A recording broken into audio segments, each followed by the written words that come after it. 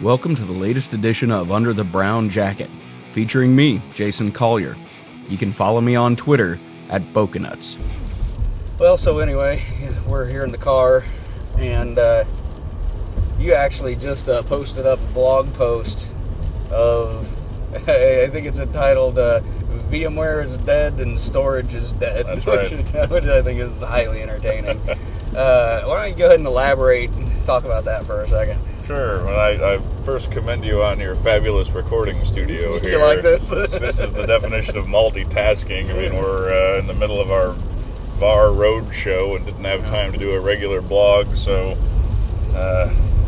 always innovative Jason Collier decided that the rental car would be our recording studio. That's the only time we actually had where we could sit down together. So yeah, we're gonna see if we can hear the rain hitting the car as we're driving. But no, the point of the post was really talking about. I mean, obviously VMware is not going out of business anytime soon, right? So that's not. I mean, not tape backup is still used pretty widely too. So these things tend to linger on. But the point was that when you look at what VMware is doing and consolidating all of these IT management functions into the single vSphere layer, that's great, right? Consolidate all these things together, but what gets missed is that the management paradigm of the virtual world just mimics what the pre-existing physical world was. So you still had servers, and that's your base hypervisor stuff. That's where they started. Then you had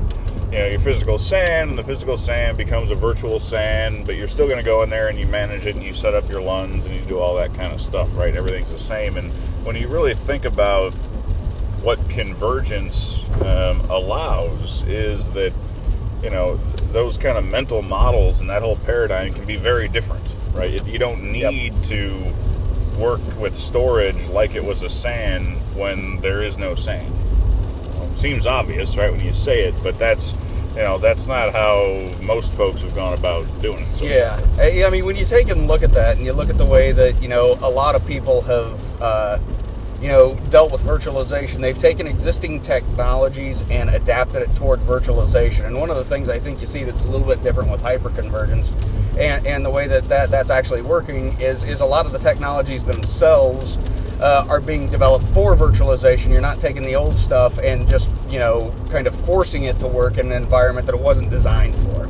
Yeah, exactly right. So we talk a lot about, with HC3, there's no storage protocols, right? And that's part of it. And you can sort of, start going through the mental exercise of infrastructure and think about, well, if I'm not going to be married to doing it the old way, what can go away? I mean, do I need a file system at all? Right. I mean, what purpose does that serve, as opposed to just adapting rather, the file system into that virtual world? Do I need switching infrastructure at all, right? And some of these things are, you think out there, but if you don't box yourself into thinking of the virtual world in the same way as the physical world, some of these things start to become paths you can go down. Exactly.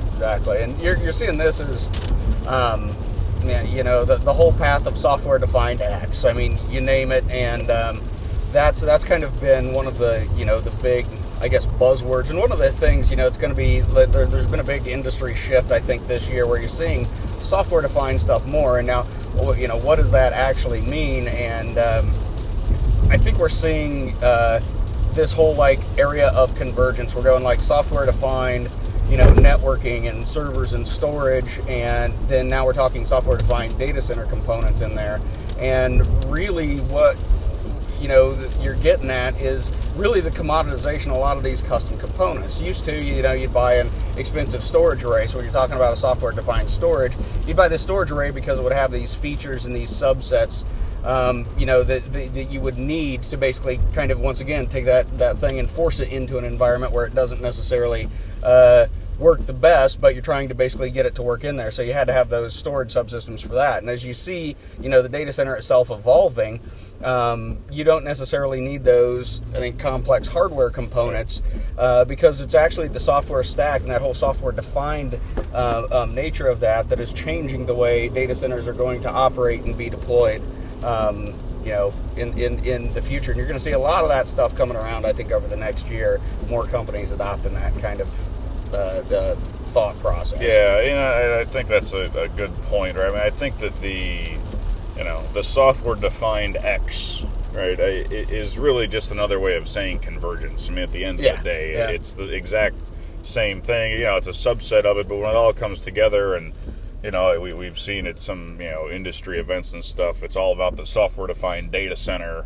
I mean, that's a converged infrastructure, right? That becomes self-managed. It pains me a little bit, right? Because the software-defined networking, I think, was a pretty clear and well-named thing, right? And then then people start talking about software-defined storage, right? And I'm thinking, well, it kind of always has been, right? Exactly, right? It's always been. I mean, it's a server with disks, and there was some software that created the paradigm for storage, right? So by definition, it's software-defined, but I think it's this marriage of virtualization and convergence and software defined, right? That's where it all comes from. So it's all part of the same trend.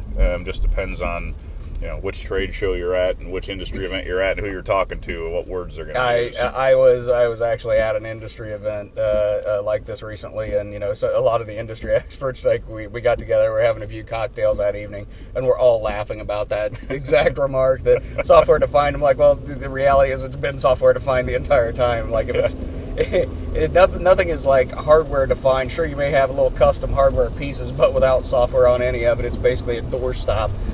And that's about all it's good for. Like an old VAX hard drive we used to use as a doorstop. Yeah, you think we can have a counter trend of the hardware-defined data center? Can we pull that one off? I don't know. Let's see if we can get you can get the right marketing spin around anything, and I think you can pull it off. That's a fiber channel over token ring got started that way, right? That's exactly it. So yeah. Look out! No. We're gonna go with the car theme. I don't really know where we are. Just like kind of driving around. We're just driving. We're here at 680. We're at the exit south of where we took the last exit. We're near Brewster, New York. I don't know if they have any brews in Brewster. We'll drive through. We got plenty of time to check it out.